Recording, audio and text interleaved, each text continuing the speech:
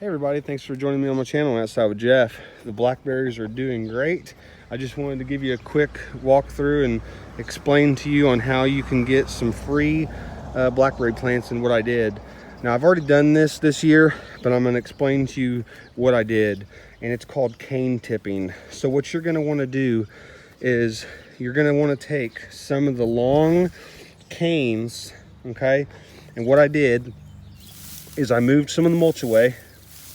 I took a shovel and I shoveled out a pile of dirt, about one shovel depth deep.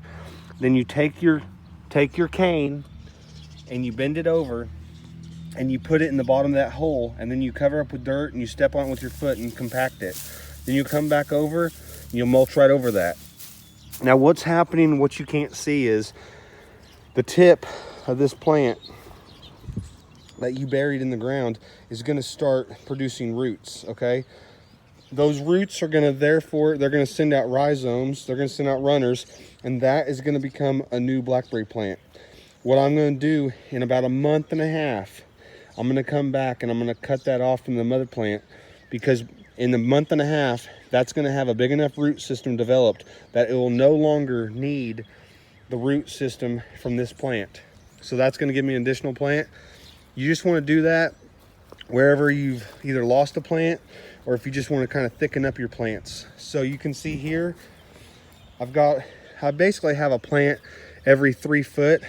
I didn't have one on this end, so I also used that cane tipping technique here. This is the easiest way to multiply your plants. I dug a hole, I took these 3 or 4 canes, dipped them down or stuck them about 6 inches in the ground, put the soil back over them, compacted down my foot, and then I mulched all the way around it. And that is going to give me a completely new blackberry plant. It's going to have the same characteristics as the mother plant, and it's going to give me a whole nother plant.